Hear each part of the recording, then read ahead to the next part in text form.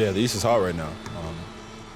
Every team is playing exceptionally well. Every team is coming together and clicking. They're beating strong teams, whether it's in the East or whether it's in the West. Whether it's an opponent ranked above 500, whether it's a top 10 team in the league. It seems as if each team in the East has seemed to be taking down these juggernauts and playing exceptionally well. So it seems every single night you're playing against tough, challenging competition. You know, it's completely different than what it used to be. The East is starting to come up on the rise and develop as into a strong powerhouse, and all these teams are just playing exceptionally well.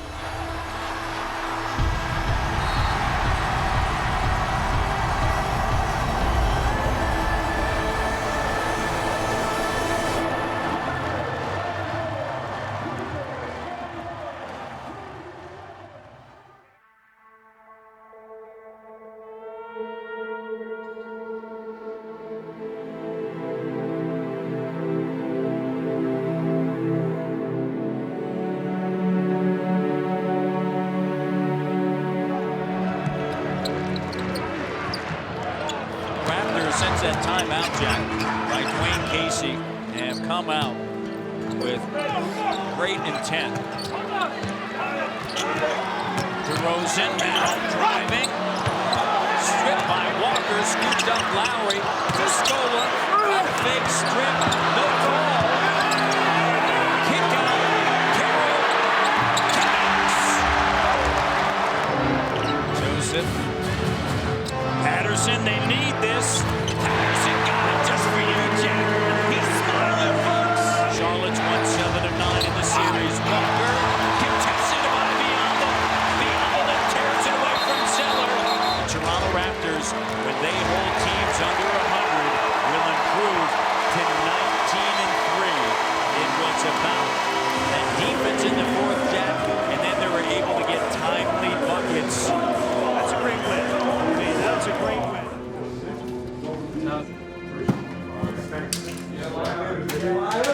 Good job, man. Good job. Way to find a way, grind it out. I'm going to single out a couple men in here that got started. Patrick Patterson and Bismack Biyombo. All right? You got that started. It wasn't pretty. You were kicking ass in the paint. All right? This man was struggling. He came through in the end, but you guys started it. All right? That's what we got to have. Somebody come in and change with your defense. Pat did a great job in the post defense. This man did a hell of a job on the board. That's what it's about. And sometimes it's the dirty work that wins the game for you. And those two men did it. All right? So that's the way to get it done. All right? Let's come in tomorrow at noon. We got early game on Sunday. All right, we'll come in and watch some film on Chicago. Get ready for Chicago tomorrow. Let's go. Good job. Good job. Together on three. 1, 2, 3. Together.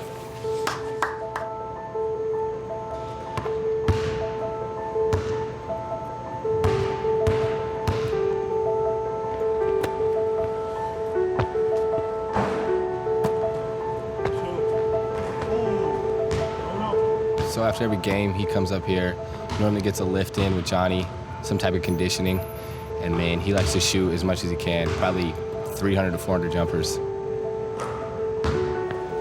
After every home game, regardless whether I play 35 minutes, 0 minutes, I'm already dressed in my come up here clothes and, you know, get some shots off that I could have made, better my handles, and just get a lot of jumpers up. I guess 5 different exercises. It's tough though, man, especially getting right off the treadmill. But you know, it's what I need. Keeps me in shape. JJ's body is different. He tries to like maintain his weight, but then also like stay slim. So they do a different type of lift every time. So he does that with some conditioning.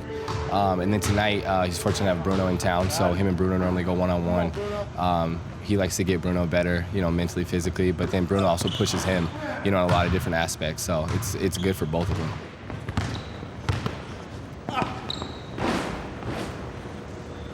Oh, here it goes. Good move. Yeah, I knew Bruno had a game tomorrow, you know, and the last thing we needed is for him to roll an ankle or something, us playing how we usually play, you know. And we're feisty, you know, he's still young, he still hates to lose, and I'm probably the biggest poor sport in the world, so don't reach.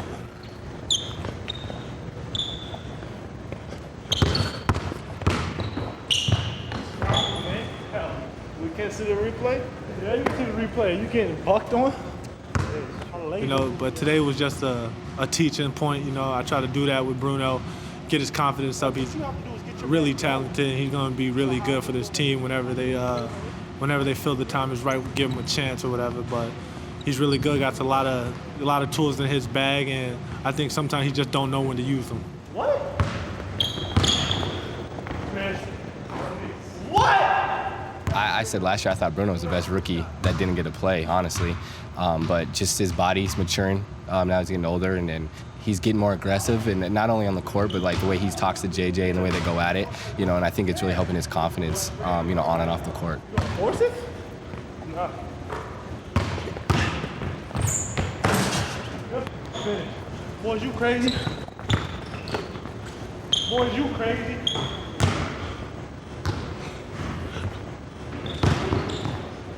That's it. It'll work.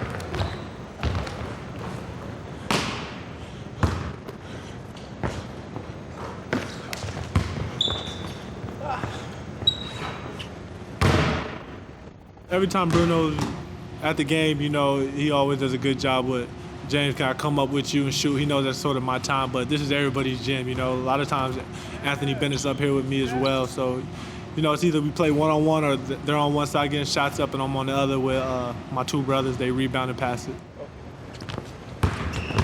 No, Bruno! See what I'm trying to still cut you off, so I don't let you go middle. I'm driving you, so that you're red, like this.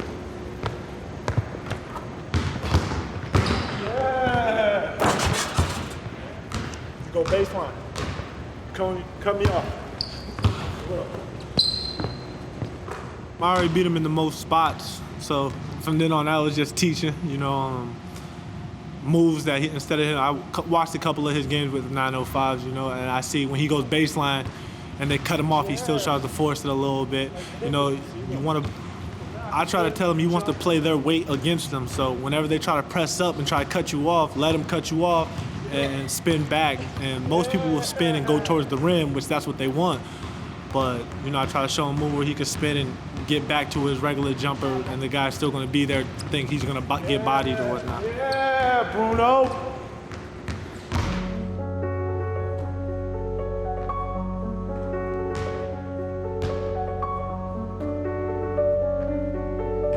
You know, it's tough. You know, everybody wants to play at the end of the day. But JJ has the right mindset. You know, he wants to help the team any way he can, whatever role that is.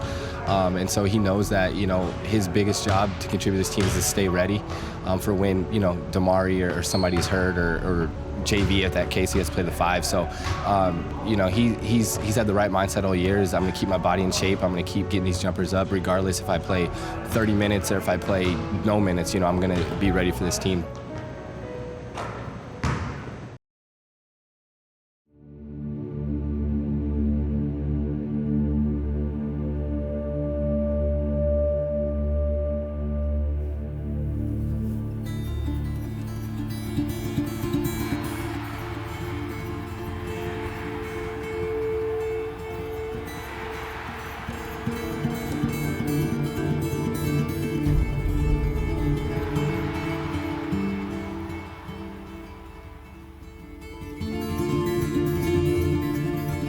We've been one of the better defensive teams in the NBA for the last 5 or 6 years, and a lot of it's defensively. We've been able to slow their guards down, make other people beat us, make some of their role players have to step up and beat us. You know, very seldom does Kyle Lowry and DeRozan get off at the same time. I think they're a physical team, and they're the type of team that continues to bang you, get into you, and they don't allow you to move freely on the floor. And that can be frustrating, and the officials, they're kind of conditioned to the way that the Bulls play. So they're not going to blow the whistle every time. And as a team playing against the Bulls, you have to be mentally tough. You have to understand they're going to foul you, they're going to bump you, they're going to push you, and there are not going to be a lot of calls. And you've got to be able to play through it. And I think they wear you down. And oh yeah, they're a pretty good team on the floor as well. So those two elements really create a difficult competitive environment when you have to really play the mental game with the officials as well as physically play against that team. Well, I think the matchups, obviously, with the bigs of Gasol, now Mirotic playing a wing, but nonetheless, you have Taj Gibson. When Joakim Noah returns, But, when you play the style the Bulls play, and we've changed a little bit over the years, especially this season with Fred, but I think the bigs have been able to match up with Toronto's bigs. Jimmy Butler keeping his team in it. Bulls have made 4 of 5. Butler connects. 2-point game. 109-107. Shot doesn't go. Weak side board. And we're tied. 109-109. No block. Butler. Carolina. Here comes Gasol. Butler's not going to use the screen. He's going to make it. And they're going to review it. It's a three-pointer, so the Raptors down by 1. Push it hard. Into the glass. 3 seconds, 2 seconds. DeRozan spins, fires. No! 7 straight by Chicago against the Toronto Raptors. A great W for the Bulls. 42 points for Jimmy Butler. 10 of 11 from the free throw line as the Bulls come all the way back from 15 down. And the Toronto Raptors fall once again to Chicago.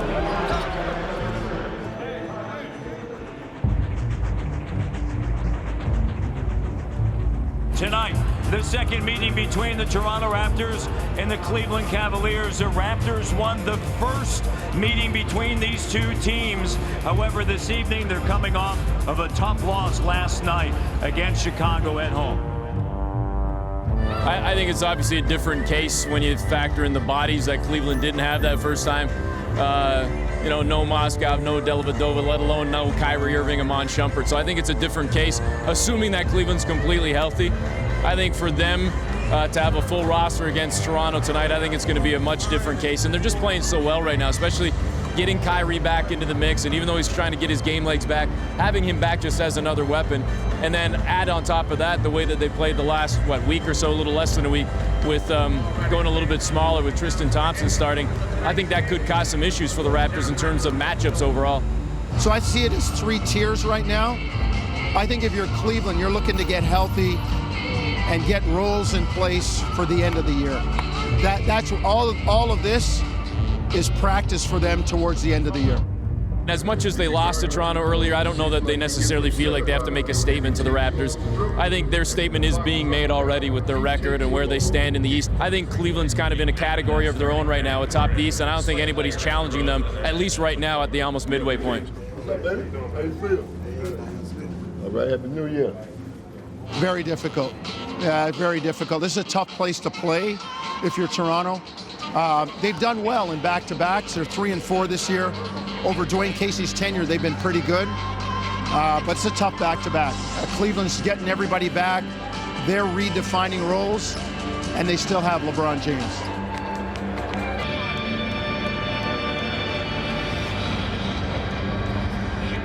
Ten-point game.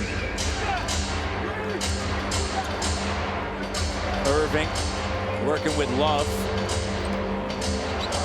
Spins, stutter step, bank shot, got it. He is so tough to deal with. He comes at you. Ross has it stripped away by Shumpert. Lead pass, Shumpert. He's down by the Raptors. Irving thought about it. Stutter step in the lane. Moskov dunk. 101-87. Largest lead of the night. Kyrie gives it now to Shumpert. Shumpert the three. 14 made threes. Shumpert attacking, no Moskov on a kick out extra pass. J.R. Smith. J.R. Smith from beyond the arc. He's made 8. The team has made 16. Cavaliers, certainly the favorites in the Eastern Conference. They really do have the total package. And it begins with LeBron James, and now healthy. And they're really starting to put it all together. They're 15-1 at home. They've won 4 in a row and 9 of their last 11. And they win this one over the Toronto Raptors. They're a really good team. And they're Eastern Conference champions, so that's the team to beat.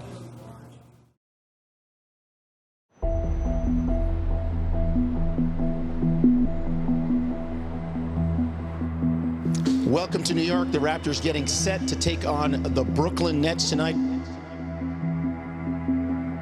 The news of the day, DeMarre Carroll undergoing arthroscopic surgery on his right knee.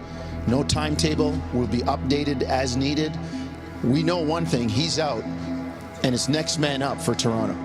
Well, again, next guy's got to step up. You know, it's the opportunity, unfortunate opportunity when somebody goes down.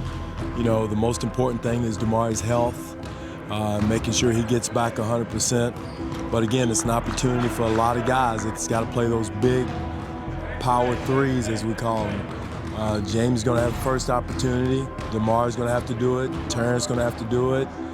Possibly AB when he gets healthy, he's going to have to do it. So, and possibly Pat. So there's going to be a back committee as far as guarding that position is concerned. DeMarre's out long term now.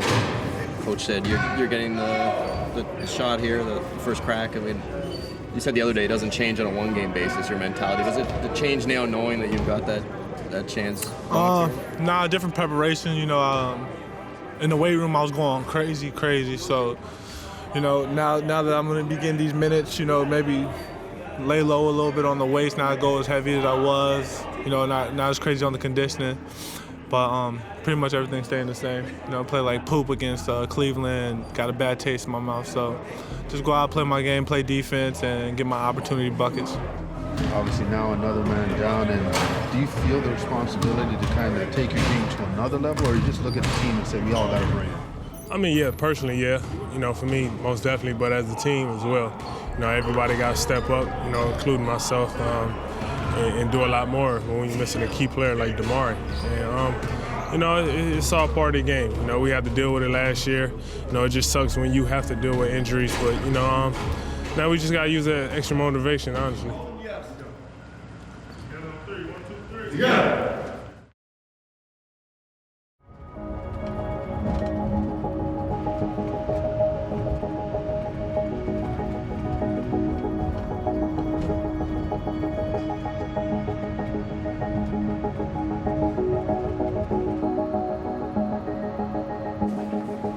The Raptors have had to deal with DeMarre being out of the lineup earlier in the season, so I think they've done a fairly good job without him. And the only concern I have is for DeMarre. I mean, he's trying to get acclimated to a new team, a new system, both offensively and defensively, and he just hasn't had the consistency that he needs in terms of health. So when he gets back, that's going to be interesting. But this team has shown the ability to survive and actually succeed at times when they have key guys out of the lineup. You know, the Nets are not unhappy that DeMarre Carroll is out of the lineup, and it's not just because of what he's meant to the Raptors this year. They got a first-hand look at DeMarre Carroll during the Atlanta series in the playoffs last year, and DeMarre Carroll was probably the MVP of that series for Atlanta. I mean, he led Atlanta in scoring 6 times in the playoffs last year. He did it a few times against the Nets, and he really was a lockdown defender in that series. He did a great job against guys like Joe Johnson in that series and really gave the Nets fits. So they're not disappointed that DeMarre Carroll's not going to be part of this first game this season between these two teams.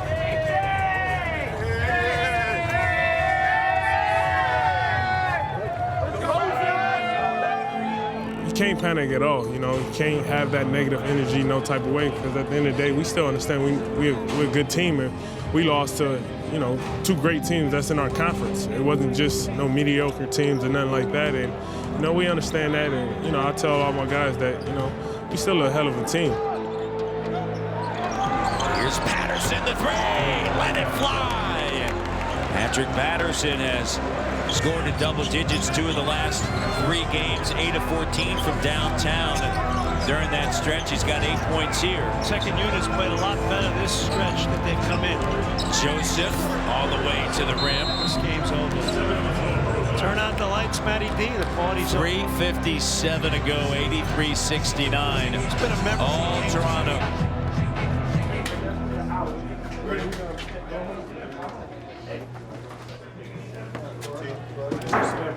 Yo, you 2 times me when you that. Let's keep our defensive mentality, man. That's what's going to win us games for the rest of the season, our defense. Okay, here we go. Here we go. Good job. Good job. Together on three. 1, 2, 3. Together. Hey, do that. I better get on this show. Good job. You never get it. You never get on the show? Never. It's like my back of my head. Back of your head. Your arm stretches somebody's leg. You get your watch in there. That's all I get. Guys, Paulie gets love. Paulie got a whole episode.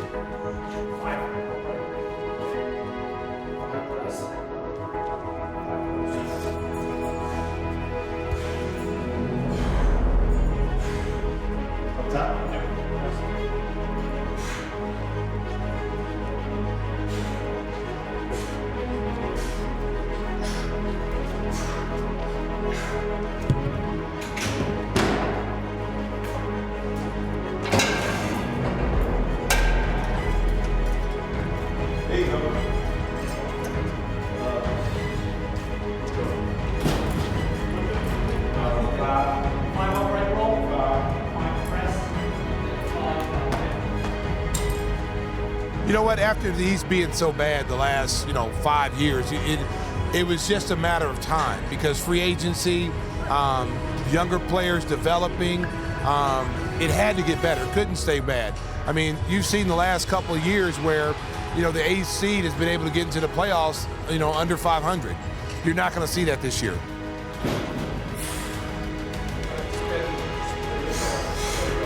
I think, players and coaches will say, well, we don't look at the standings. The reality is, I think the competitive balance in the Eastern Conference forces you to stay on your game every night because of the fluctuation that can happen. I think it's a good thing. I want a team to figure out every night counts and understand that you can't take games off because it could impact you significantly. And I think every team knows that. They don't want to talk about it, but you talk about the Western and the Eastern Conference. The Eastern Conference has made some strides to the point where now you're looking at the Western, you're saying, okay, there's more of a parity situation than we've seen in a long time. And I think every game matters. And to me, for the fans even, that adds a lot of value.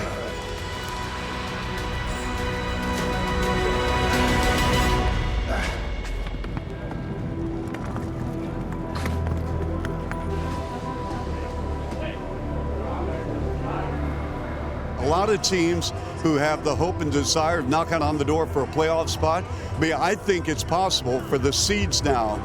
I think it's possible to go until the last week of the season from 1 to 8, not knowing what's going to happen in postseason.